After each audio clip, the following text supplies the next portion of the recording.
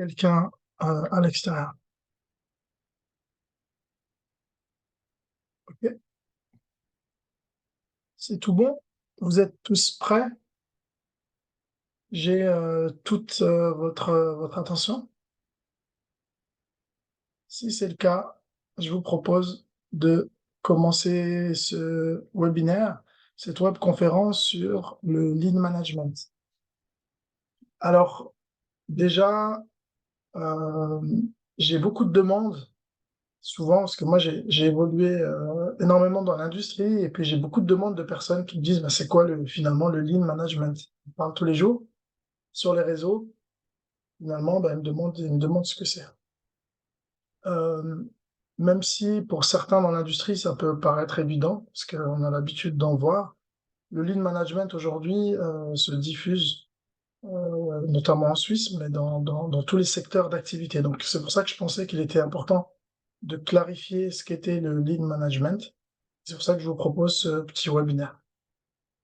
Alors, du coup, pour ce faire, je vous propose le plan suivant. Je vais vous faire une brève introduction. Puis ensuite, je vais vous montrer à quel point et pourquoi le lean, c'est simple. D'accord? Donc après, on parlera des 7 plus 1 gaspillage, vous allez comprendre plus tard. Le lean management, c'est avant tout un état d'esprit, donc on parlera des 14 attitudes. Je vous donnerai quelques outils et je vous dirai, pour ceux qui le désirent, comment aller plus loin. Ça marche? Alors, en guide d'introduction,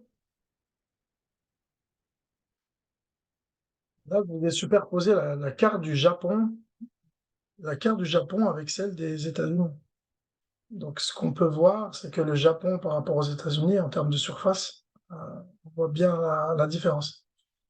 Alors, il se trouve que le Japon est passé deuxième puissance mondiale en 1966, juste après les États-Unis. Alors, c'est un miracle parce que finalement, si on regarde bien, quelques années avant, le Japon s'était pris 600 000 tonnes de bombes sur la figure. En plus de ça, au Japon, ils ont aucune matière première, donc rien pour relancer l'économie. C'est le Japon est l'un des pays les plus à risque au monde, en risque sismique. Donc, toutes les constructions au Japon sont faites justement pour prévenir des risques, ou en tout cas pour absorber d'éventuels tremblements de terre. Donc, un pays qui, on va dire, n'est pas gâté par la nature. Par contre, si vous regardez bien l'économie japonaise, par exemple, ici, là, c'est la croissance du PIB par habitant. Donc, il y a le Royaume-Uni, les États-Unis et le Japon. Bah, vous voyez que quelques années, ils ont rattrapé, en quelques décennies, on va dire, ils ont rattrapé le retard qu'ils avaient pour devenir deuxième puissance mondiale. Alors, on ne peut pas parler de ce miracle sans parler d'un autre miracle au Japon, c'est le miracle Toyota. Donc, vous voyez l'évolution des résultats, l'évolution des résultats de l'entreprise. Et vous voyez aussi que c'est quelque chose qui progresse à une allure fulgurante et vraiment impressionnante. Alors, le lean y est pour beaucoup là-dedans, finalement.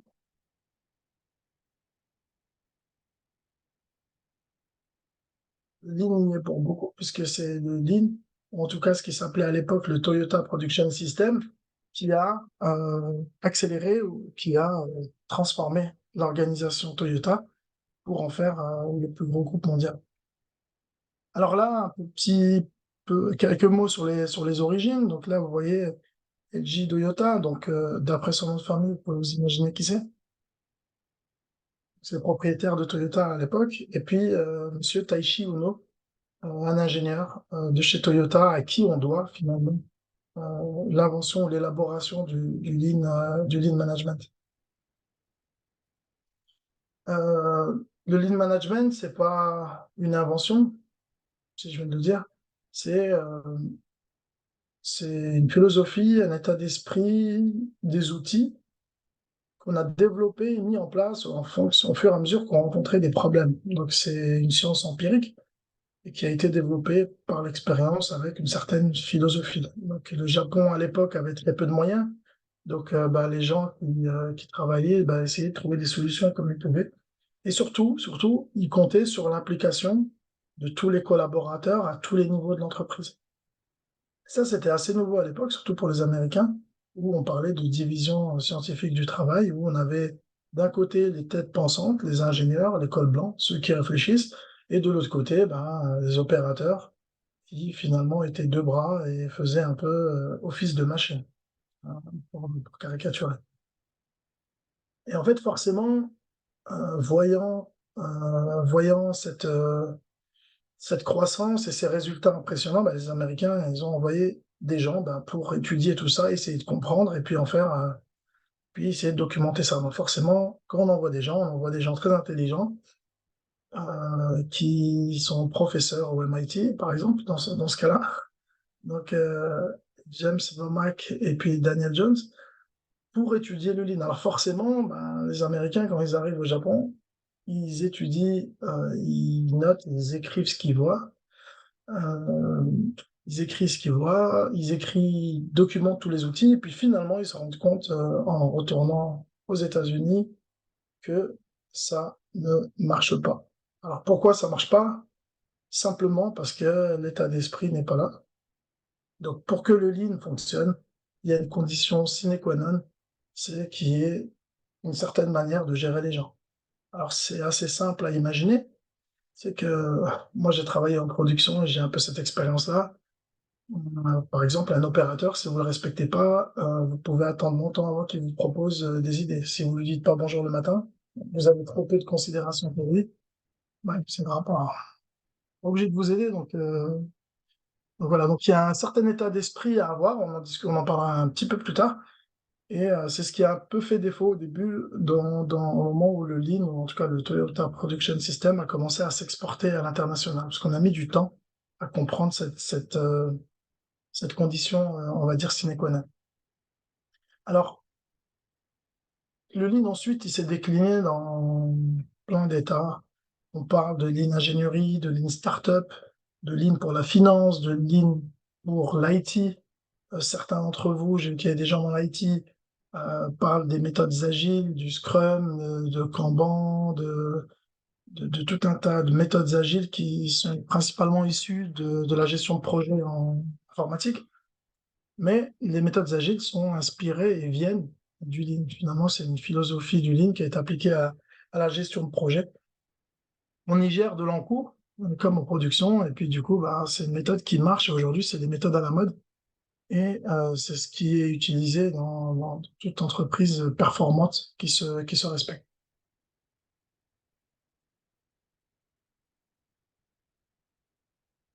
Alors, si on devait expliquer simplement l'approche du Lean, c'est qu'en fait, c'est très souvent représenté par un temple, comme vous pouvez le voir ici.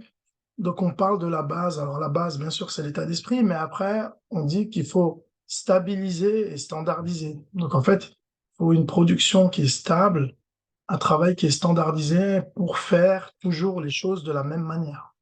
D'accord? Ensuite, le pilier droit, donc le pilier où j'ai mis le numéro 2, donc la production sans défaut. Alors, ce pilier, il a plusieurs noms, hein. Souvent, on l'appelle aussi le pilier qualité, ou le pilier Jidoka, ou le pilier arrêt au premier défaut. Enfin bref, il a plusieurs noms. Là, j'ai mis production sans défaut, mais l'idée, c'est quoi? C'est de dire, on essaye de faire juste du premier coup. On essaye de faire juste du premier coup, on essaye de pas faire de zéro rebut, zéro rework, zéro retouche, enfin, etc. Et on essaye d'éviter les problèmes, mais on peut pas tout le temps les éviter. Et aussi, quand les problèmes se produisent, faut les résoudre et les résoudre le plus rapidement possible. D'accord? Donc, le but de ce pilier, c'est vraiment le pilier de la qualité. Et c'est pas pour rien que je vous ai mis les numéros, c'est qu'en fait, dans une entreprise, sur une transformation qui peut durer 3 ans, 4 ans, 5 ans, ça dépend des entreprises. Il y en a où ça va un peu plus vite. Mais généralement, on transforme dans cet ordre-là. Ça veut dire que on rend d'abord stable, on standardise partout, on fait en sorte qu'il y a des modes opératoires partout, qu'il y a du 5S partout, qu'il y a du management visuel partout. On rend la situation stable et standardisée. Ensuite, on travaille, on fait un focus sur la qualité, parce que c'est le plus important. Donc, on fait de la qualité, on évite les problèmes, on fait en sorte d'éviter les problèmes, mais aussi que si les problèmes interviennent, ben, on les résout le plus vite possible. Et puis après, la troisième étape, c'est qu'on va venir tendre les flux. Alors, dit autrement, c'est du juste à temps. Alors, ce pilier, il a aussi plusieurs noms, hein. On parle de juste à temps, on parle aussi de fluidité des fois. Donc, l'idée, c'est de simplifier et améliorer les flux, d'accord? Pour délivrer au bon moment avec le juste nécessaire de ressources, le produit au client. Alors là, je vous parle de la production, mais ça s'applique finalement à tout, hein. Donc, on travaille de cette manière-là. Donc, voilà. Du coup, le but du Lean ou du temple du Lean, au final, c'est d'améliorer le fameux QCD, qualité, coût, délai, auquel on ajoute la sécurité, le personnel, ou en tout cas, des fois, on parle de RH, donc d'augmenter le bien-être et puis de diminuer le stress finalement. Donc le but du Lean, c'est d'aller vers ça. Et euh, voilà. Donc ça, c'était la petite introduction. Après, très souvent, quand on a affaire à des gens qui font du Lean, on va très vite dans du jargonnage et des mots japonais, et puis du coup, ça crée vite de la complexité. Et puis finalement, on en perd un petit peu le but. Donc c'est pour ça que je vous ai juste mis un chapitre pour vous rappeler que le Lean, c'est simple. Alors moi, je dis Lean is simple, et puis si c'est pas simple, c'est que c'est pas vraiment du Lean. Parce que quand on a tendance à complexifier les choses, euh, généralement, on s'éloigne un peu de la philosophie du Lean. D'accord? Mais avant que je vous explique pourquoi le Lean c'est aussi simple, je voulais être sûr que vous soyez avec moi. Juste être sûr que vous soyez avec moi. Donc, je vais juste vous proposer un petit exercice de concentration avant que je vous explique. Alors, dans cet exercice de concentration, juste pour être sûr que vous soyez avec moi, est-ce que vous pouvez juste mettre OK dans le chat, s'il vous plaît? Bon, j'ai l'impression qu'on m'écoute.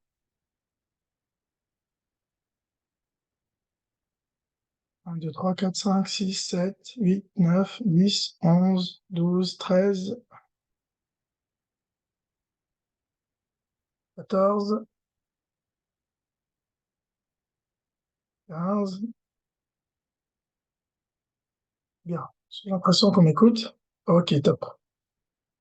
Alors, ce qu'on va faire, c'est vous allez tous regarder l'écran et je vais vous poser une question à laquelle il faudra répondre. Donc, en fait, c'est un exercice et je vais juste vous demander de compter le nombre de passes que se font les filles en t-shirt blanc. Le nombre de passes que se font les filles en t-shirt blanc. Je vais quand même revenir en arrière pour le refaire. Donc, je vais vous montrer euh, des joueuses de basket. Ils sont deux équipes de trois. Et je vais vous demander de compter le nombre de passes que se font les filles en t-shirt blanc. Ceux qui trouvent la bonne réponse auront une petite surprise. Donc, quand vous avez fini de compter, vous écrivez dans le chat le nombre de passes que vous avez compté. Alors, une passe, ça peut être une passe en l'air, ça peut être une passe au sol, et ça peut être une passe à soi-même. D'accord? Alors, si vous êtes prêts, c'est parti. Alors, pardon, je vous le remets au début. Voilà, c'est parti.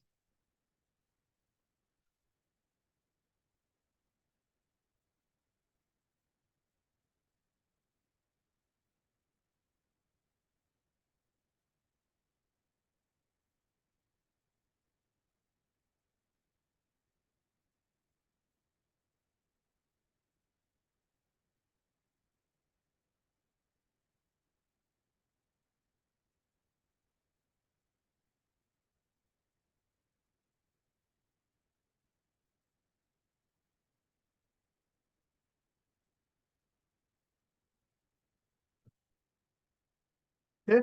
Vous pouvez le noter dans le chat, s'il vous plaît. Alors, il y a Adèle qui dit 16, Zakaria qui dit 12, Amine qui dit 16, Sarah 15, Karima 14, Moussine 16, Raoul 16, Lenab 23, Christophe 16. Les autres, vous avez tous réussi à compter. Alors, il y a des réponses juste là-dedans. Ok, cool. Il y a des réponses juste là-dedans, mais pas tous. Alors, est-ce que il y a des gens qui ont vu le gorille passer? Si vous pouvez mettre oui,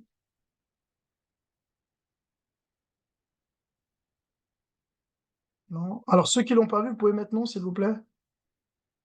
Soyez honnête, hein. Généralement, il y a un gros pourcentage de personnes qui ne le voient pas.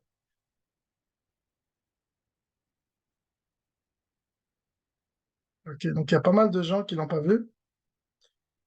Alors maintenant, je vais poser une autre question et puis essayer de répondre honnêtement. Est-ce qu'il y a des gens qui ont vu que les rideaux ont changé de couleur? Ils sont passés du rouge au orange.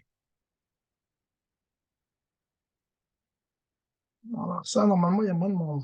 Effectivement, c'est ce que j'ai l'impression. Vous pouvez répondre, s'il vous plaît? Ouais, j'ai l'impression qu'il y a moins de monde. Il y a moins de monde, effectivement. Donc les rideaux sont bien passés du rouge au orange. Je vous remets la vidéo, si vous voulez bien.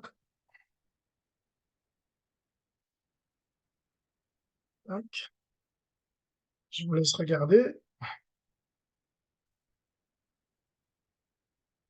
Donc, vous allez voir un gorille et vous allez voir des rideaux qui changent de couleur.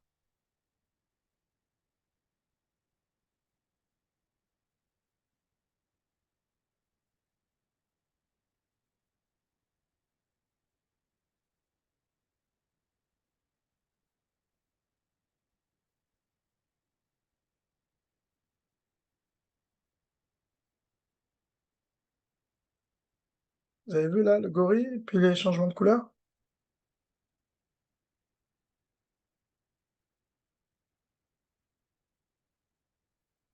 Ok. Alors je pense que vous l'avez tous vu. Alors peut-être pour répondre à la question tout à l'heure, c'était bien 16, donc bravo à ceux qui ont trouvé. Mais malheureusement, alors si vous avez trouvé 16 et en plus vous avez vu le gorille et les rideaux, vous êtes vraiment bon. Alors là, on a eu affaire à quelque chose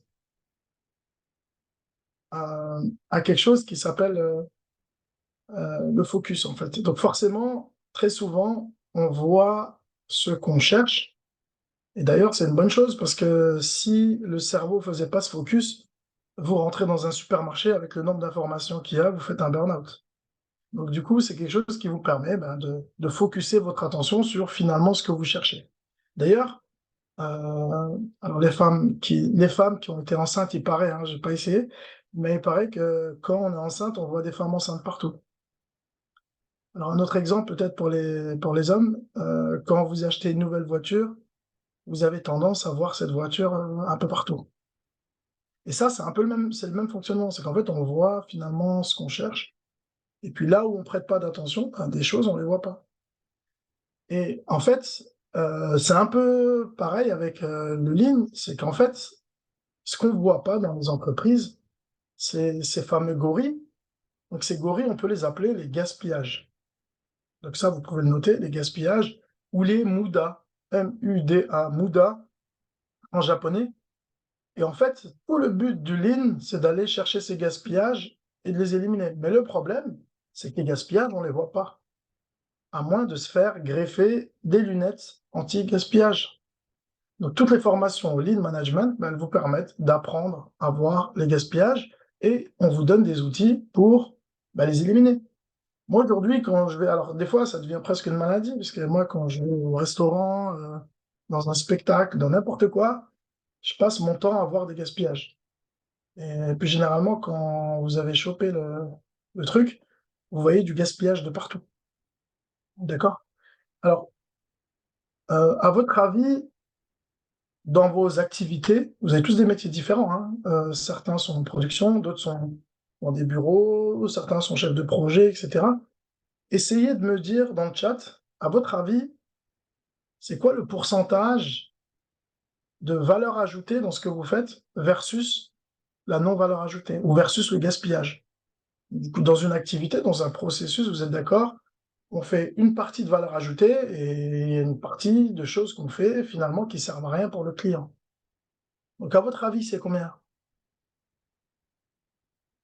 Ilham, tu dis 20-80, donc 20% de gaspillage ou 80% de gaspillage? Les autres? Tant qu'Ilham me répond. Tu dis, ouais, 80% de gaspillage. Sarah, elle dit même chose. Ok, Pareto? Ouais, ouais. 20% de VA, ouais, ok. Bon, alors c'est dur à croire, hein. Vous dites, dans le travail, ça veut dire qu'il y a 80% de ce qu'on fait qui sert à rien. Ça fait beaucoup quand même. Non? Vous en pensez quoi, les autres?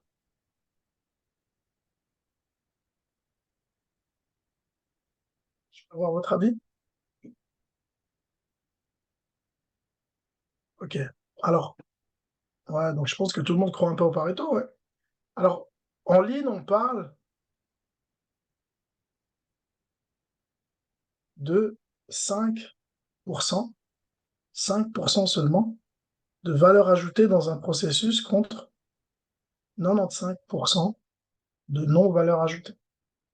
C'est énorme.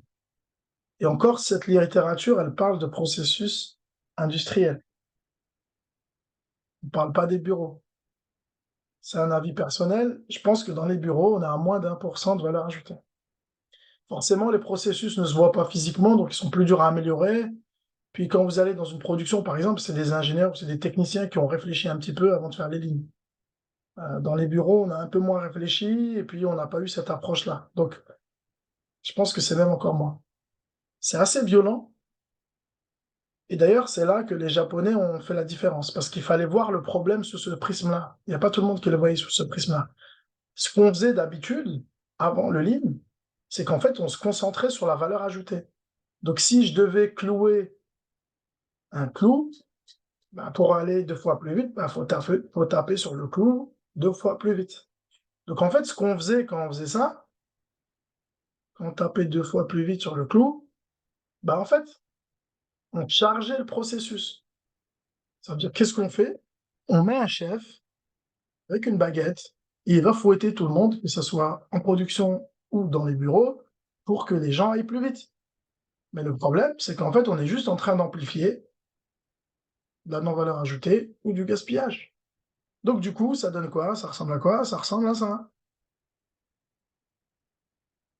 Vous vous rappelez? Les temps modernes, Charlie Chaplin. Ben, si j'accélère le potentiomètre, ben, on tape plus vite, on travaille plus vite, mais on s'épuise aussi plus vite et on génère plus de stress. Donc le but du lean, et c'est pour ça que très souvent c'est mal compris, c'est qu'en fait, c'est pas de charger les processus.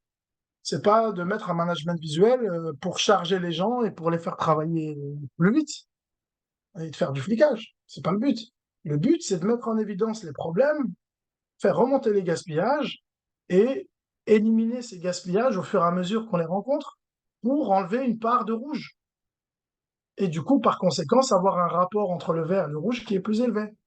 Donc en fait, quand on fait du lean, on fait pas ça, on fait ça. On travaille pas plus, on travaille mieux. En éliminant les gaspillages, ben, on va augmenter la part de valeur ajoutée par rapport à la part de non-valeur ajoutée. Et c'est tout simple. Ça paraît simple, mais c'est magique. Parce qu'il est beaucoup plus facile de diviser par deux les gaspillages, ou la non-valeur ajoutée, ou la partie rouge, que de multiplier par deux le vert. C'est beaucoup plus facile. Mais dans le cas où on multiplie le vert par deux, bah, du coup, on a 5% fois 2, c'est bien. Mais si on divise les 95% par deux, ça fait une plus grosse partie. Et c'est plus simple d'éliminer les gaspillages que finalement d'accélérer la valeur ajoutée. Et ça, c'est ce qu'ils ont compris avec le lean. Alors, bien sûr, Pour faire ça, bah, il faut les fameuses lunettes. Il faut pouvoir voir, comprendre et identifier les gaspillages. Parce que la plupart du temps, on ne les voit pas. Et surtout quand on n'est pas formé, on n'arrive pas à les voir. Et en fait, si on devait résumer le Lean en un slide, ça serait celui-là. Vous pouvez, si vous avez compris ce slide-là, vous pourrez presque arrêter la webconférence maintenant. Vous aurez compris le Lean et vous pourrez en parler. D'accord? Donc le Lean, c'est simple. C'est un, apprendre à voir les gaspillages. D'accord? Deux, c'est éliminer ces gaspillages. Et comment? Avec l'amélioration continue. Donc on va voir des gaspillages, éliminer des gaspillages avec l'amélioration continue. Tous les jours, un peu tous les jours, à tous les niveaux de l'entreprise. Tous les jours. D'ailleurs, c'est super impressionnant, hein. Quand un programme Lean est lancé et qu'il marche, c'est super impressionnant. J'étais dans une entreprise avant, je partais 2 semaines en vacances, je revenais, l'entreprise, elle continuait à changer. C'était impressionnant. C'est un déclic à avoir, mais une fois que le déclic est parti, c'est impressionnant le résultat. D'accord? Alors, vous avez compris le Lean, voir les gaspillages, les éliminer avec l'amélioration continue.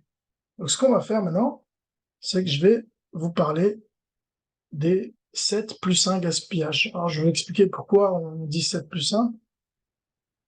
Alors, le Lean identifie 7 types de gaspillage, qu'on appelle, comme je vous ai dit, aussi des muda en japonais. Donc, il y a les transports inutiles, il y a le surstock, surstock, il y a les mouvements, déplacements inutiles, il y a les attentes, il y a la surproduction, il y a les opérations inutiles, ou des fois on appelle le surprocess, il y a les défauts et les rebuts, et il y a un huitième qu'on a rajouté après, qui est la non-utilisation des talents. Alors, pour vous les faire rapidement, le transport. Le transport, c'est quand on prend une pièce A ou un carton et qu'on le déplace d'un endroit à un autre. D'accord? Donc, vous pouvez imaginer qu'à chaque fois que vous déplacez quelque chose, on déplace quelque chose, on n'ajoute pas de la valeur au produit. Je rajoute rien dessus. Si je prends un dossier et je fais que le bouger de place, le dossier, j'y rajoute pas des éléments. Si je prends un produit à assembler, ben, en le déplaçant seulement, ben, je rajoute pas de valeur. Le client, quand vous le bougez, le produit, ben, il ne le voit pas. Ce qu'il voit, c'est quand vous le cassez. Mais quand vous le déplacez seulement, il ne voit pas. Mais pourtant, on lui demande de payer pour ça. Donc le transport inutile,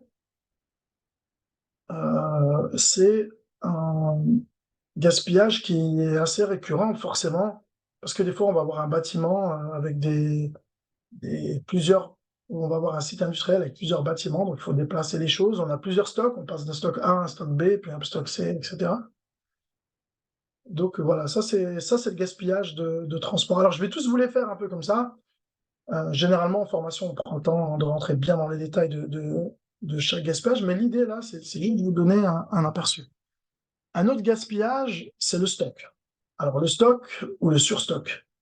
Souvent, les gens imaginent, alors c'est assez simple à concevoir, c'est que quand on a du stock, ça prend de la place et ça coûte de l'argent. Puis en plus, des fois, il faut climatiser l'enceinte logistique pour y garder le stock.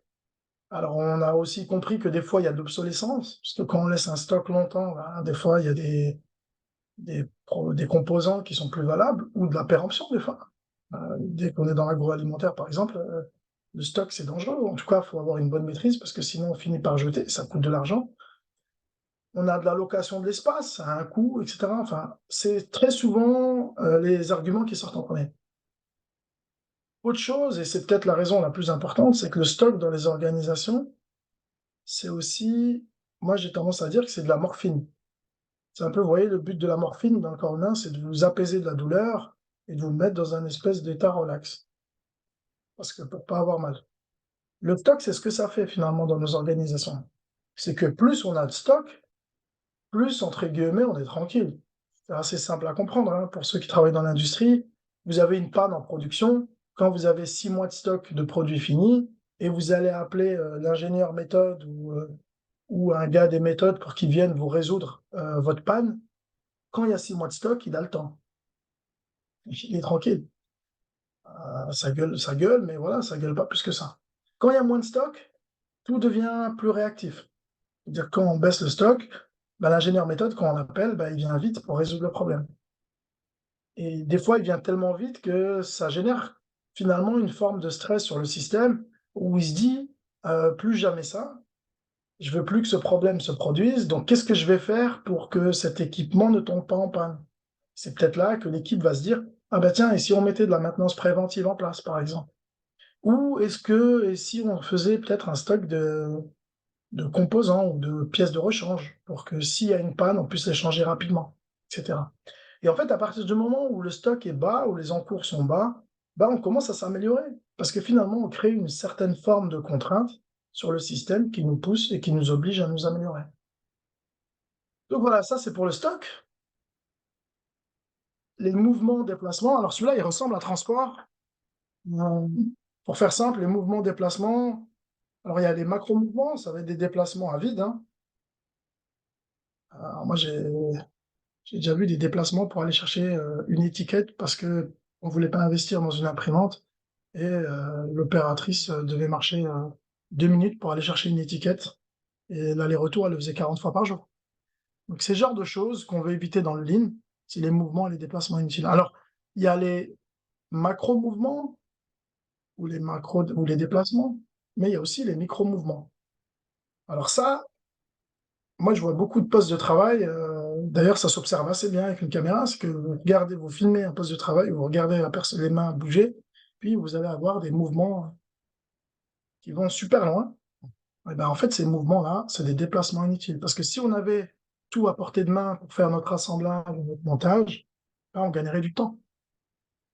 On gagnerait du temps. Et aussi, ça préviendrait des maladies, des troubles musculo-squelettiques, puisque des mouvements ample avec des grands angles, ben, ça peut faire des troubles. Donc c'est dans le lean, on va chercher à réduire ou à éliminer ces mouvements ou ces déplacements. Un autre gaspillage, c'est les attentes. Alors celui-là, il est violent, hein. Celui-là, dans les services, il est encore plus fort. Ou dans les projets. Ben, j'attends qu'on m'envoie les infos. On passe notre temps à attendre les uns les autres. C'est pour ça que moi, j'aime bien travailler en sprint et mettre tout le monde dans une salle, puis on fait les choses ensemble. Parce que quand on attend, vous envoyez un mail, vous attendez 48 heures pour une réponse, puis après, c'est pas les bonnes infos dont vous avez besoin, vous renvoyez un mail, vous rajoutez encore 3 jours, parce qu'il est en vacances ou en week-end. Donc en fait, le lead time, ou le temps de passage sur tout s'allonge. Et ça, c'est vrai aussi en production. On passe notre temps à nous attendre les uns les autres. D'accord? Donc l'attente, on va chercher dans le lean à la réduire ou à l'éliminer. Alors la surproduction. Alors, la surproduction, c'est produire plus que prévu. Alors, celui-là, on l'appelle généralement la mère de tous les vices, ou la mère de tous les autres gaspillages. Parce que forcément, tous les gaspillages que je viens de vous donner, plus ceux que je vais vous dire après, quand vous surproduisez, bah, vous faites plus d'attentes, vous faites plus de stock, vous faites plus de rebuts, vous faites plus de défauts, vous faites plus de mouvements inutiles, etc., etc. Donc, quand vous surproduisez, bah, finalement, vous multipliez les autres gaspillages. Et en fait, ça génère tout un tas de problèmes, notamment le stock. Et c'est pour ça on parle d'une production en juste à temps, ou une production à la demande du client. On essaye de s'adapter au plus près à la demande du client. Un autre gaspillage bien connu, c'est les opérations inutiles. Ah, ça, on est fan en Suisse. C'est de faire des choses qui servent à rien. Alors souvent, on le voit dans le contrôle, par exemple. Euh, Pourquoi? Parce que historiquement, on a eu un problème qualité une fois, puis on a déjà un contrôle, hein, voire deux, voire trois des fois.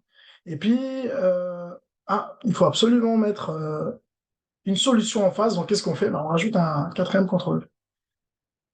Puis on rajoute ce quatrième contrôle, et puis finalement, on fait la même chose. Donc là, on fait des opérations qui servent à rien.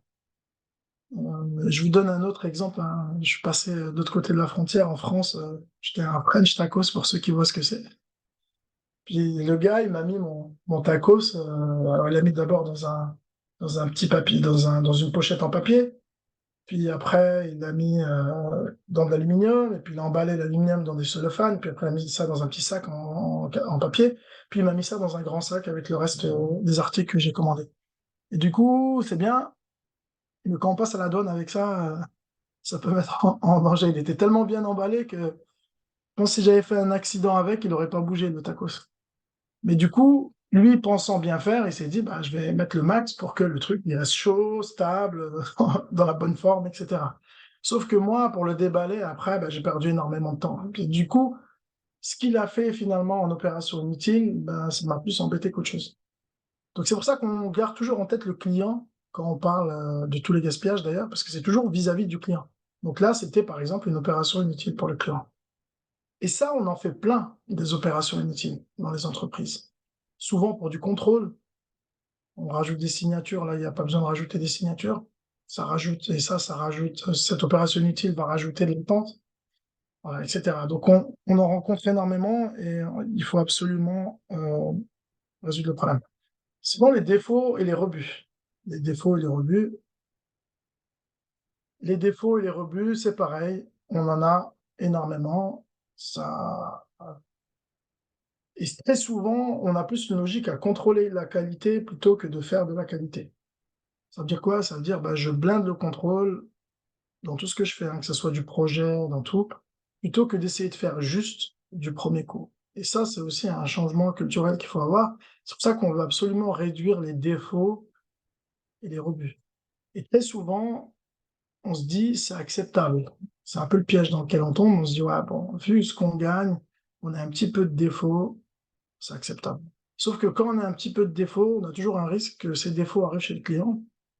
Et un défaut qui arrive chez le client, ça coûte beaucoup plus cher que juste le prix du rebut. Ça a le coût de l'image. Et l'image, c'est très important. Surtout dans l'industrie suisse, ou en tout cas dans un pays à forte valeur ajoutée, on va dire. OK? Et puis,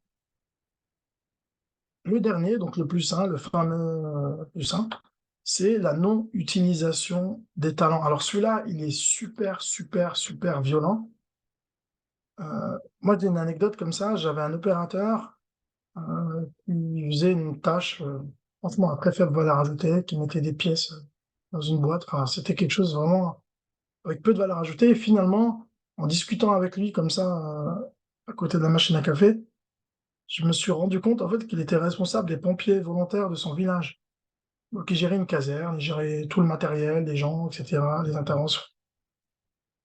Je me suis dit, c'est fou, en fait, on a quelqu'un qui a un potentiel, qui sait faire des choses, etc. Et puis là, il arrive à l'usine, et c'est limite, il doit prendre son cerveau et le mettre dans le placard. Et ça, c'est peut-être, c'est un peu une généralité finalement, parce qu'on est dans une culture où, des fois, dans certaines entreprises, du reste à ta place, on t'a pas demandé ton avis. Puis moi, je l'ai beaucoup rencontré quand j'ai commencé à faire des transformations en ligne, c'est que des gens vous disent, je dis, ah, mais c'est génial ce que tu as proposé, pourquoi tu l'as pas proposé avant? Et ils vous disent, bah, on m'a jamais demandé. Donc c'est bête, hein? C'est que vous avez des gens super intelligents, ils sont là, à côté de vous, ils sont avec vous dans le projet, mais vous leur demandez pas. Et des fois, ils me répondent des choses un peu plus méchantes. Ils me disent, ben, ouais, je pourrais les aider, mais ils m'ont même pas dit bonjour. Il y a le gars, il est venu à côté de moi, il a regardé le truc, le problème, il m'a pas dit bonjour. S'il m'avait dit bonjour, j'aurais peut-être donné la solution. Donc c'est pour ça que la non-utilisation des talents, c'est super violent. Et des fois, dans les organisations, juste en débloquant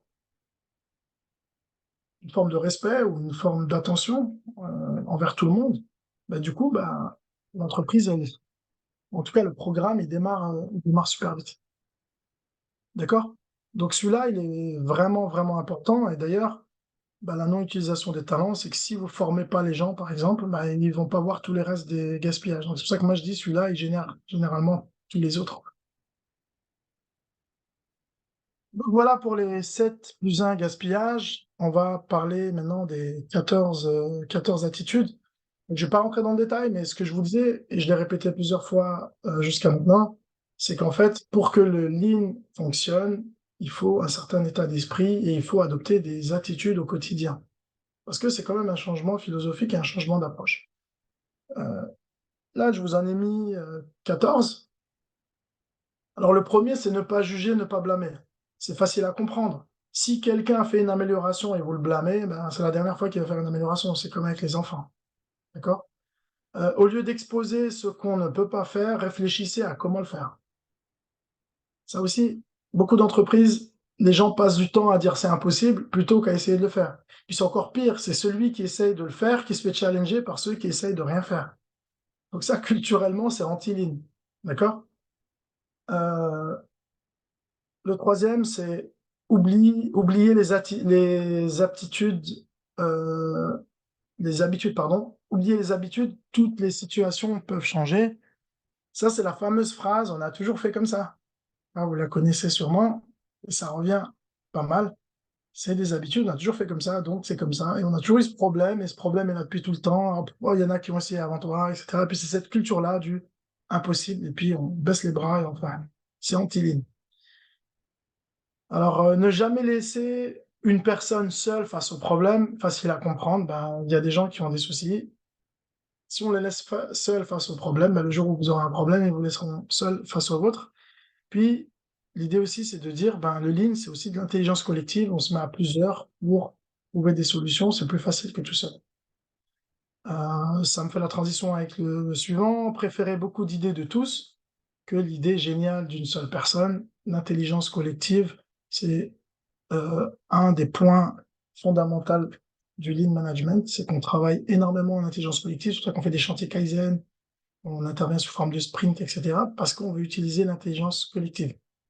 Dans une entreprise, plus on est en haut, plus on a du pouvoir, mais moins on a de connaissances du terrain. D'accord? Plus on est en haut, plus on a de pouvoir, moins on a de connaissances du terrain. Plus on est en bas, plus on a de connaissances du terrain, moins on a de pouvoir. Donc faire travailler les gens de différents niveaux ensemble, ça fait sens. Parce que certains, ils ont le manche, comme on dit, ou la manette, et d'autres, ils ont le chemin et ce qu'il faut faire. D'accord? Puis faire travailler des profils différents ensemble, ça apporte parce que chacun va voir le problème selon différents prismes. Alors, c'est pas facile, hein. Le jour où j'ai commencé à poser des ingénieurs avec les opérateurs, c'était pas tout le temps facile. Et surtout pour les ingénieurs. Parce que de se faire remettre en question par des opérateurs, c'est pas tout le temps agréable. Et surtout quand on a l'habitude de décider de tout. D'accord? Donc, c'est aussi un changement culturel. 5 pourquoi, c'est aller à la cause racine du problème. Donc, ne pas se contenter de résoudre les problèmes en superficie, mais vraiment aller au fond des choses. Le numéro 7, c'est le processus qui conduit au résultat. Moi, je dis toujours, et elle n'est pas de moi, hein, je ne sais plus de qui elle est, mais il faut être dur avec les problèmes et doux avec les gens. C'est qu'en fait, très souvent, c'est le processus qui fait le problème. Alors, on a tendance facile à dire erreur humaine, erreur humaine, erreur humaine. Mais la réalité, c'est que si le processus était bien fait, ben, il y aurait moins de problèmes. Le huitième, c'est ne pas hésiter à coller, à perfectionner. Alors, souvent à l'école, on nous interdit de faire du copier-coller. Dans le lean, vous avez le droit. Et d'ailleurs, c'est pour ça qu'on organise souvent des benchmarks, on visite des entreprises, parce que finalement, ce qui a été fait dans une entreprise, vous pouvez le reprendre et le faire chez vous. Et on s'inspire comme ça. Et en plus, le monde du lean ou de l'excellence opérationnelle, c'est assez open source, hein. C'est pas comme le monde de la R&D ou de l'innovation où on cache tout. Là, généralement, ça se partage assez facilement. Donc, n'hésitez pas à benchmarker et à aller vous inspirer de ce que font les autres. Le 9, c'est mettre en place immédiatement les bonnes idées de progrès. Donc forcément, ça, c'est l'approche lean, c'est de dire quand j'ai un problème, je ne le mets pas sur une to-do list, j'essaie de le faire tout de suite. Quand j'ai une idée, je le fais tout de suite parce que sinon je vais l'oublier et puis je vais jamais le faire. D'accord? Essayer, tester et ensuite valider, c'est pour dire ayez une approche empirique ou par tâtonnement. Et c'est dur pour les intellectuels, parce que les intellectuels, on a besoin de tout poser le problème avant de commencer à tâtonner. Il y en a pour qui tâtonner, c'est plus simple. Mais tâtonner, ça conduit assez vite au résultat finalement, hein. Surtout quand il y a 3 ou 4 combinaisons possibles. Des fois, il vaut mieux tâtonner que d'essayer de réfléchir. On gagne du temps. Aller sur le terrain et corriger l'erreur tout de suite. Donc ça aussi, je vois trop d'entreprises où il y a une non-conformité, où il y a un problème. Puis en fait, on attend la semaine d'après que l'assurance qualité vienne sur le terrain pour discuter du problème qu'il y a eu il y a une semaine. Puis après, on fait une enquête policière qui ne finit jamais, puisque finalement, la scène de crime, entre guillemets, n'est pas fraîche. Donc, du coup, on perd énormément de temps à retrouver le pourquoi du comment. Puis, finalement, c'est super dur de résoudre le problème. Là, l'idée, c'est de dire, allez sur le terrain, on comprend le problème, et généralement, on le résout très vite, parce qu'on a tous les éléments et on a les bonnes personnes et les bons interlocuteurs. Le 12, c'est ne pas chercher la perfection trop tôt, gagner 60% de suite. Alors, on parle souvent de perfectionnisme, de l'immobilisme des perfectionnistes. Quand on cherche le 100%, on met beaucoup trop longtemps. L'idée du Lean, c'est de dire mieux vaut faire une petite amélioration tout de suite qu'une grosse amélioration jamais. C'est pour ça qu'on encourage à chercher 60% de l'amélioration tout de suite et puis continuer à l'améliorer après. D'accord? En 13, c'est sans mesure impossible de voir les résultats, les progrès réalisés. C'est bon, dans le Lean, on veut mesurer, on veut mettre en évidence qu'on est en train d'avancer. C'est bon pour le moral, c'est bon aussi pour être sûr qu'on est sur la bonne voie. Et le 14, l'amélioration est infinie et commence par soi-même. Ça veut juste dire que l'amélioration ne s'arrête jamais. C'est pour ça qu'on parle d'amélioration continue. Et commence par soi-même, parce qu'il faut qu'on donne l'exemple à tous les niveaux. Si je vais dans mon équipe, par exemple, et je leur dis, vous devez améliorer à partir de maintenant, et que moi, c'est pas le cas, ça va être dur à moi. Donc voilà, pour les attitudes, c'était juste pour vous donner une idée de un peu comment il faut, la philosophie ou les attitudes qu'il faut pour le Lean. Alors là, maintenant, je vais vous donner, dans le temps qui nous reste, quelques outils simples. Alors j'en ai pris quelques-uns. Rapidement, on a l'habitude de représenter, donc ce que je vous ai montré tout à l'heure, le fameux temple du Lean. Et généralement, on parle en un, généralement à la base, c'est l'état d'esprit, c'est pour ça que je ne l'ai pas représenté là, c'est ce que je viens de vous présenter. Puis en deux, on parle tout de suite de stabilité et standardisation. Ça veut dire quoi ça? Ça veut dire qu'en fait, on va essayer de stabiliser la marche courante. Parce que ce qu'on n'aime pas dans le Lean, c'est les pics. Donc on stabilise, on fait du 5S, on range, on rend les choses propres, on écrit les standards partout, et on fait une entreprise qui est standardisée et stable, crée de la polyvalence, etc. Ensuite, l'étape d'après, c'est de faire de la qualité. On focus sur la qualité. Attention, souvent, les gens confondent le lean et le cost killing. On attaque tout de suite, gagner de l'argent, licencier des gens, etc. Le lean, c'est pas ça, hein. Le lean, c'est un programme de musculation ou un programme de sport. Ça dure du temps, mais ça dure son temps. Ça met du temps, par contre, c'est durable. Donc, en fait, on va venir améliorer la qualité à travers le pilier Jidoka. Je vous ai dit, il s'appelle aussi qualité ou robustesse. Et après, on va aller vers le juste à temps, vers le pilier juste à temps. Puis généralement, dans le sommet du temple, c'est là où on a meilleure qualité, meilleur coût, meilleur délai, plus de sécurité, meilleure ambiance, moins de stress, etc. C'est là où on a les résultats. Et en fait, je vous ai juste mis à chaque fois quelques outils, chacun des blocs. Donc pour stabilité et standardisation, un outil que vous connaissez sûrement tous, c'est le 5S. Et d'ailleurs, c'est un outil qui est connu et souvent on le confond avec le Lean. Mais les Lean ne se résument pas au 5S. Alors 5S, c'est 5 mots en japonais que je ne vais pas vous développer ici, mais l'idée c'est quoi? C'est une méthode d'organisation, de rangement qui va rendre l'espace de travail plus performant et qui va permettre de détecter les défauts ou les problèmes plus vite pour mieux les résoudre.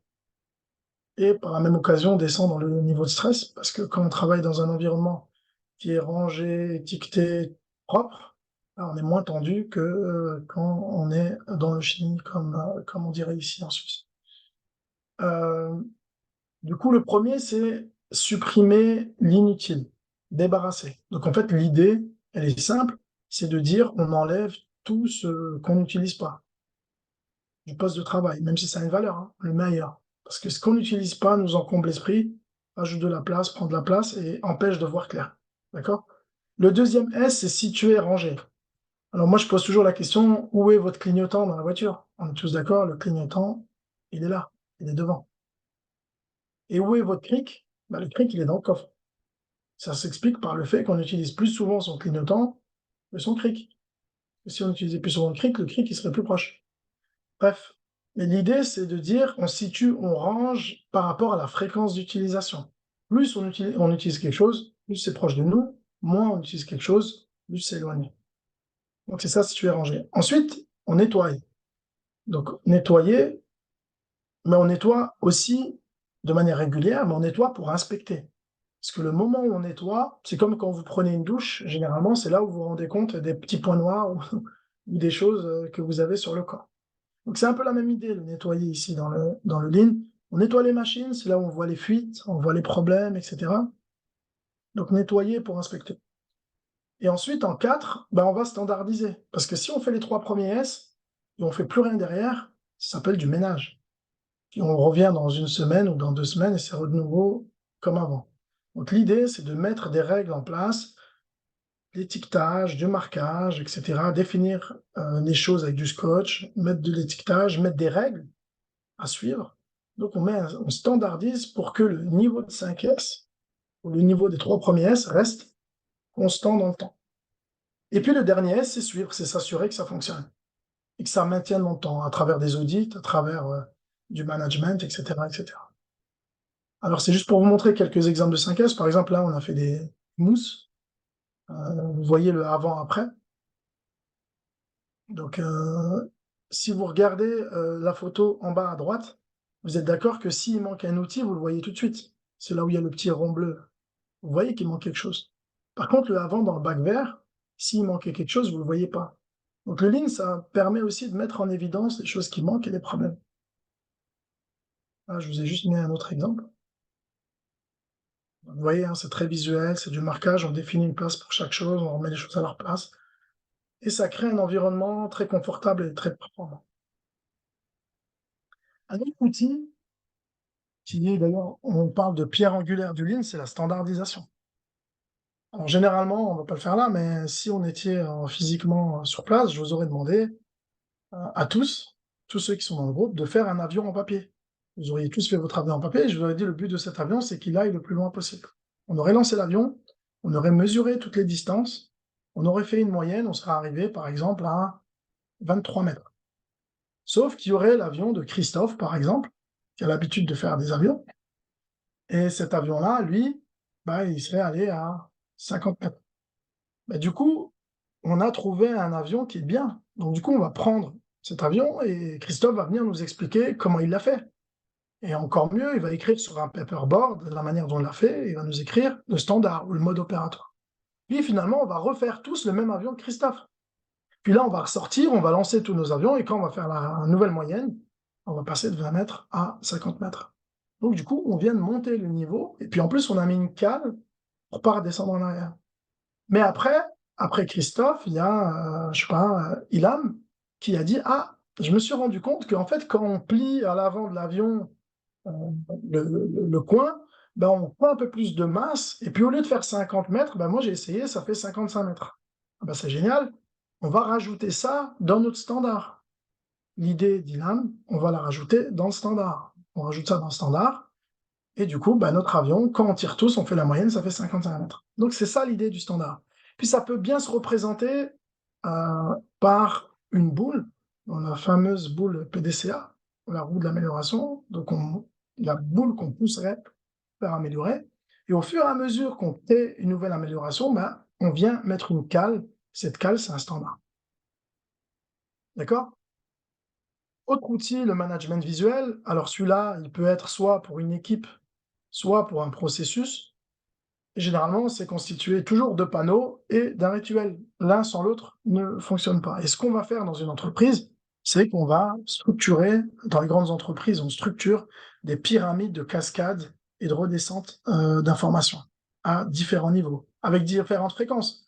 Les réunions proches du terrain, généralement, c'est des réunions de 5 minutes qu'on fait tous les jours, et des réunions qui sont tout en haut à la direction, c'est peut-être des réunions qu'on va faire tous les mois et qui durent 1 heure. D'accord? Donc voilà, ça c'était les outils, 3 outils de la stabilité de la standardisation. Si je vous donne un exemple d'outil du judoka ou du pilier qualité, on a par exemple le Pokayoke. Donc ce qu'on va chercher à faire avec le Pokayoke, vous pouvez le voir avec les images, c'est ce qu'on appelle des détrompeurs. Donc vous voyez par exemple une prise, hein, la prise, vous ne pouvez pas la brancher à l'envers. la puce de votre téléphone, à cause de l'encoche qu'il y a sur le côté, vous ne pouvez pas la mettre à l'envers. Et donc ça s'appelle en français des détrompeurs ou des systèmes anti-erreur.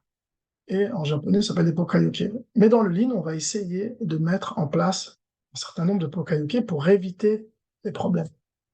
D'accord? Un autre outil du pilier Jidoka, qui est un outil vraiment contre-intuitif, c'est que dans l'industrie, chez Toyota et en général dans l'industrie automobile, et ça commence même à sortir de l'industrie automobile, c'est on a ce qu'on appelle l'andon. L'andon, c'est le pouvoir à chaque opérateur à n'importe quel poste d'arrêter toute la ligne de production. Alors, un arrêt d'une ligne de production, ça vaut une fortune, ça peut coûter plusieurs centaines de milliers ou dizaines de milliers de francs à la minute, et on donne la possibilité à un opérateur de tout arrêter pour venir résoudre le problème. Alors ça a du bon, puisque le but de ça, c'est de ne pas propager un problème. Vous imaginez, vous montez une voiture, vous avez oublié de monter quelque chose au début, et elle arrive à la fin, il faut tout démonter. Donc vous imaginez le coût de rework que ça peut être. Donc ça évite de propager les problèmes, mais pas que, ça évite, ça a aussi des vertus pédagogiques. Ça veut dire qu'en fait, en arrêtant la ligne premier défaut, on prend la logique d'améliorer les choses au fur et à mesure et tout de suite sur le terrain. Et surtout, ce qu'on fait, c'est que comme c'est très stressant, ben on essaye d'anticiper au maximum. Donc, on fait tout ce qu'il faut pour pas que le problème arrive. Et c'est là le changement de paradigme, pardon. On passe du curatif au préventif. D'autres outils, c'est tous les outils de résolution de problèmes dans le pilier Jidoka. Voilà, bah, on standardise, donc c'est des approches systémiques pour résoudre des problèmes parce que on essaye de les éviter avec notamment du Pokayoke, mais des fois ils se produisent quand même. Et quand ils se produisent, il faut qu'on les résolve le mieux possible, le plus rapidement possible, et surtout qu'on fasse en sorte que ces problèmes ne reviennent pas. Voilà. Et puis juste pour vous donner quelques exemples aussi euh, d'outils pour faire du juste à temps, bah, pour passer du flux poussé au flux tiré, alors c'est long à développer, je ne vais pas le développer ici, on utilise ce qu'on appelle du Kanban ou des cartes Kanban. Donc c'est un système de cartes avec, comme vous voyez ici, il y a du rouge, du vert et du orange. Et puis c'est un système de cartes qui va tirer le flux à l'atelier précédent. Ça c'est du Kanban. On a aussi le SMED. Alors le SMED, rien de mieux qu'une petite vidéo pour se rappeler ce que c'est. C'est le fameux changement de roue en Formule 1. Alors, vous voyez, il y a quelques dizaines d'années, c'était pas ce qu'on a aujourd'hui, et ça, c'était avant le SMED, avant le changement de série rapide, le changement rapide de série. Donc, vous voyez, hein, ils sont plusieurs, ils travaillent à changer les roues, ils sont pas forcément bien organisés, les tâches ne sont pas clairement définies. Vous voyez que ça prend son temps, hein. Donc, il y en a un qui nettoie la vitre. Alors, lui, j'aime bien parce que il a l'impression d'être super utile. Et d'ailleurs, il force un peu sur son job. Bah, forcément, il s'occupe, hein. Bah, le temps que les autres mettent les roues, donc lui, il faut bien qu'il fasse quelque chose. Donc, il fait pas forcément des tâches à valeur ajoutée. Voilà, mais on voit que ça prend du temps. Voilà. Donc ça, c'était il y a un certain temps. De nos jours, ça a changé. Là, c'est en 2013 à Melbourne. Encore, c'est il y a 10 ans, hein. Aujourd'hui, je crois qu'on est quasiment à une seconde de changement de pays.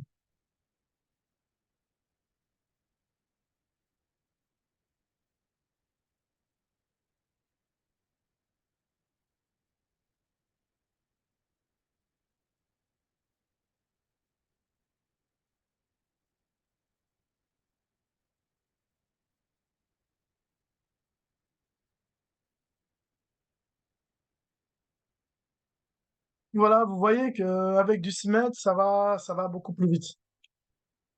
Alors, certains me diront, ils sont plus. Oui, mais si on prend le temps que chacun a mis, on les additionne, ça sera quand même beaucoup plus long que ce qu'on avait avant. Et en fait, l'outil, il est assez simple. C'est que finalement, le changement de série, c'est utilisé par exemple sur des machines où on veut passer d'un produit A à un produit B. Donc, il faut faire une modification sur la machine pour pouvoir continuer à produire. Euh, la première chose qu'on fait généralement, c'est qu'on sort des produits, toutes les tâches externes. Tout ce qu'on peut faire avant d'arrêter la machine ou avant d'arrêter la Formule 1, on le fait avant. Tout ce qu'on fait après, on le fait après, mais on le fait pas pendant l'arrêt. Donc ça, c'est l'étape où on sépare entre tâches internes et tâches externes et on les sort. Et après, on essaye de réduire les tâches internes et puis après, on réduit les tâches externes. OK? Ça, c'est du SMED. Et puis le dernier outil, c'est la VSM. Alors là, c'est plus un outil de visualisation. C'est qu'on va mettre en évidence le flux avec les différentes étapes du processus et les encours, c'est le triangle, les encours entre les différentes étapes. Puis ça, on va le convertir en temps. Pas rentrer dans le détail, mais on va le convertir en temps. Et puis ça va nous donner finalement un temps de passage ou un lead time en anglais versus le temps où on travaille réellement. Et on se rend compte, généralement, c'est moins d'1%. Donc, on passe plus de temps, le produit passe beaucoup plus de temps à attendre que à être transformé. Et du coup, le lean, c'est ce qu'on veut éviter. Et du coup, c'est un outil de mise en évidence de cela. Et puis après, généralement, on fait une VSM to be pour le futur avec les améliorations concernées. Alors voilà pour les outils, j'arrive quasiment au bout. Euh, Juste pour ceux qui veulent aller plus loin, là, je prêche pour notre paroisse. Parcours de formation, le Lean, ça s'apprend bien. C'est des formations en présentiel où on fait des jeux, où on comprend en pratiquant. Donc nous, on a un parcours de formation qui va du Yellow Belt jusqu'au Black Belt. Donc avec comme suit, donc le Yellow Belt, il se fait en 3 jours chez nous, avec une certification. Ensuite, si on rajoute 3 jours sur le Yellow Belt, et c'est la condition, c'est que on fait encore 3 jours et ça nous donne le niveau Green Belt. Et si on rajoute encore 6 jours, ça nous donne le niveau Black Belt. Donc, c'est des certifications qui sont reconnues en Suisse et en France et même à l'international. Et c'est des formations qui vont vous ajouter clairement de l'employabilité, qui vont vous donner le pouvoir aussi de participer dans la transformation de votre entreprise. Alors pour ceux qui veulent se former par eux-mêmes, il existe plein de livres. Je vous ai mis des exemples ici, Toyota Way, Bien voir pour mieux gérer, la stratégie Lean, le Lean en ingénierie ou encore le Lean Management de Christian Mann. Je vous ai mis quelques livres ici. Et voilà, donc on arrive à la fin de la présentation et on va prendre quelques minutes pour les questions. Donc déjà, merci pour votre attention. Et puis, je vous écoute si vous avez des questions. Merci.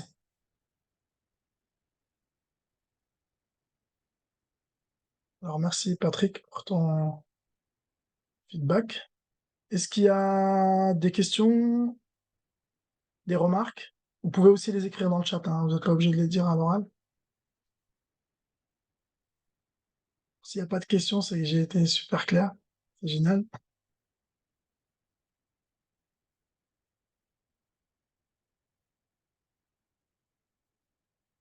Alors, il y a Christophe qui demande, intervenez-vous dans l'IT?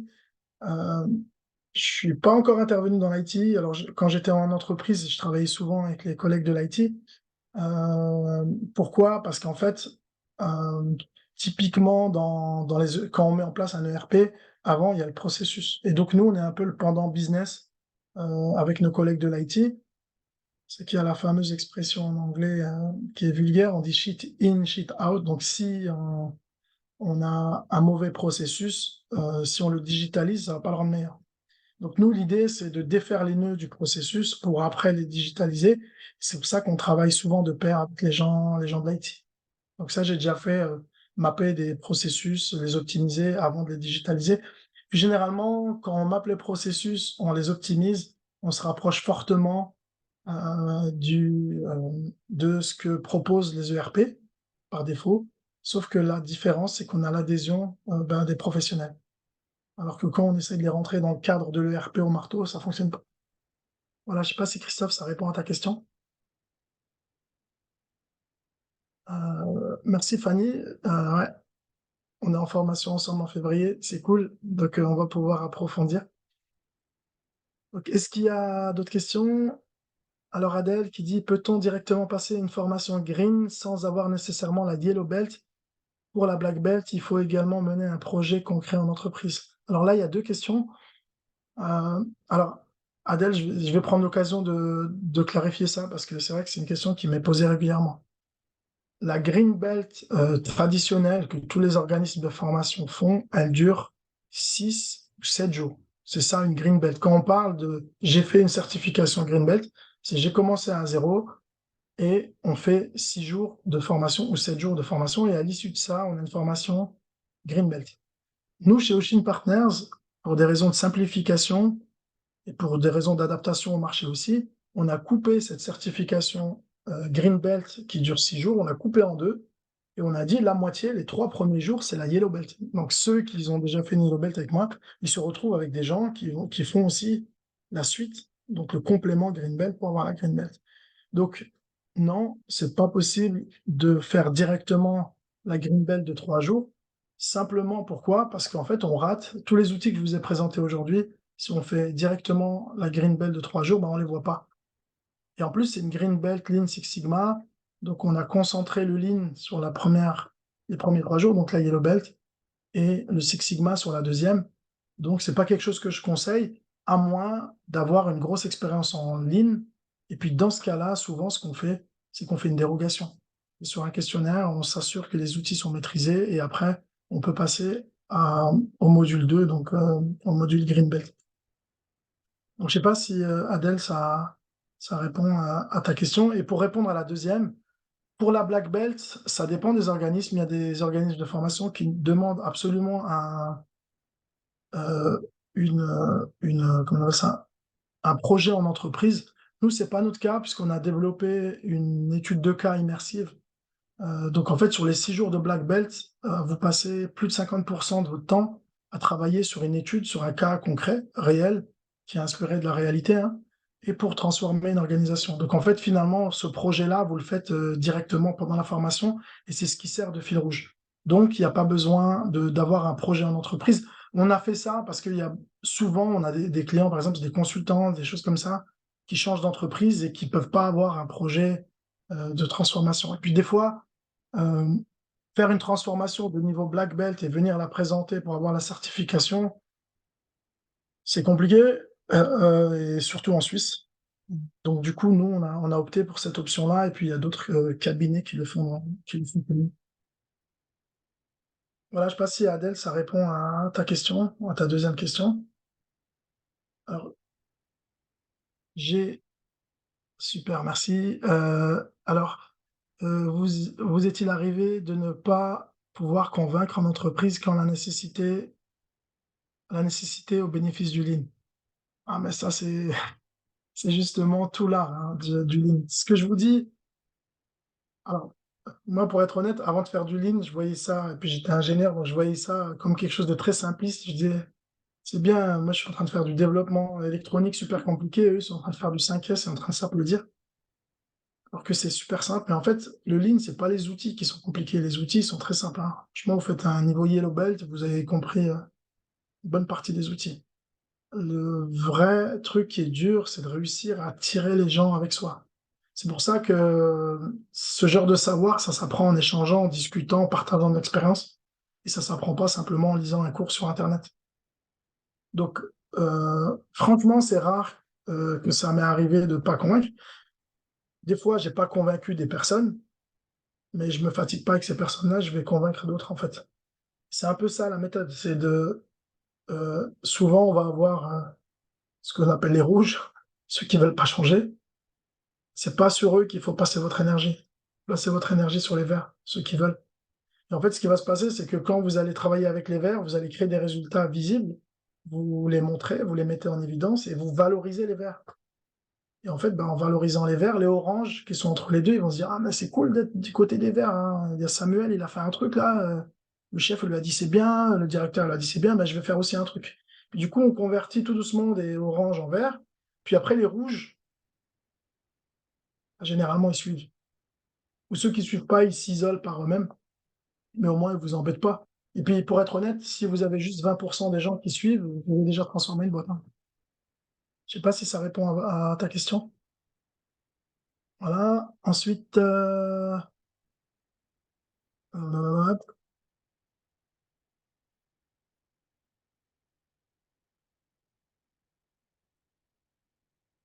alors c'est Karima qui a une longue question, mais j'essaie de la résumer. C'est Le lien entre le lean et le change management et la communication?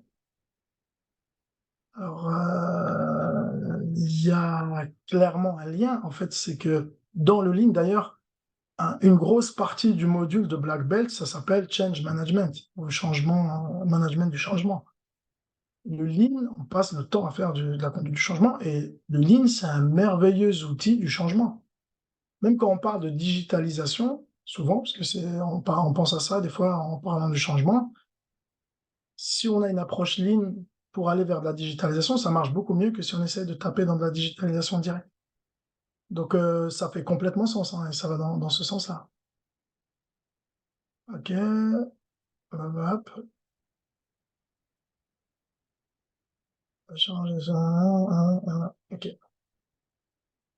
Écoutez, s'il n'y a pas d'autres questions, je vais rendre l'antenne. Alors, merci d'être resté jusqu'à la fin. N'hésitez pas à nous suivre sur les réseaux Ocean Partners ou sur notre site internet ocean.ch. Le webinaire sera rediffusé. Pour ceux qui nous ont laissé votre email, vous allez le recevoir par email. Sinon, on va le partager aussi sur LinkedIn. Donc voilà, et merci encore à tous. Et puis, je vous dis à très bientôt pour des aventures en ligne. Merci encore et excellente journée, bon appétit à tous.